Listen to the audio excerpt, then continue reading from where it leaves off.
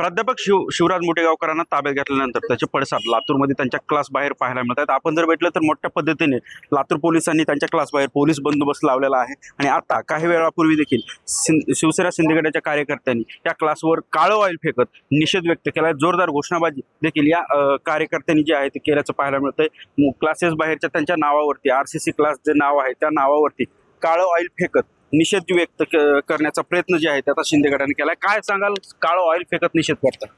या ठिकाणी 22 लाख विद्यार्थ्यांचं नुकसान ह्या मोठेगावकरांनी त्या ठिकाणी केलेलं आहे, कुलकर्णीने केलेलं आहे, त्या वाघमारेंनी केलेला आहे। याचा निषेध आम्ही 4 दिवसापूर्वीच लाईव्हच्या माध्यमातून सांगितलं होतं की आम्ही ह्याच्यावर पूर्ण आम्ही त्या ठिकाणी RCC क्लास त्या ठिकाणी चालू देणार नाही। या ठिकाणी ऑइल मिश्रित शै आम्ही त्या ठिकाणी त्याच्यावर एक आंदोलन म्हणून त्या ठिकाणी निषेध म्हणून त्या ठिकाणी आम्ही फासलेली आहे।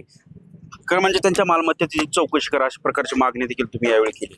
कारण आपण जर पाहिलं की लातूर जिल्ह्यात अगर इतरत्र महाराष्ट्रामध्ये की गरिबांना लुटून, गरीब विद्यार्थ्यांना लुटून संपूर्ण मायाजाळ त्या ठिकाणी जमिनी विकत त्या ठिकाणी कमी किमतीमध्ये अडवणूक करून घेण्याचं काम ह्या मोठेगावकरांनी केलेलं आहे। आपण त्यांची जर चौकशी लावली तर त्या ठिकाणी सर्व प्रकरणं बाहेर त्या ठिकाणी निघतील। एकूणच जर पाहिलं तर मोठं फौजफाटा देखील त्यांच्या क्लास बाहेर लावल्याचं चित्र पाहायला मिळतंय। सकाळपासून पोलिसांनी बंदोबस्त जो आहे त्यांच्या क्लास बाहेर लावल्याचं चित्र पाहायला मिळतंय। प्राध्यापक शिवराज मोठेगावकरांना CBIने पुण्यामधून ताब्यात घेतल्यानंतर अशा प्रकारचे पडसाद जे आहेत ते आता लातूरमध्ये देखील उमटायला सुरुवात झाली। अकोल्यामध्ये देखील मनसेच्या कार्यकर्त्यांनी शाई फेक करत निषेध व्यक्त केला, तर लातूरमध्ये देखील शिवसेनेच्या कार्यकर्त्यांनी काळं ऑइल फेकत निषेध व्यक्त केला।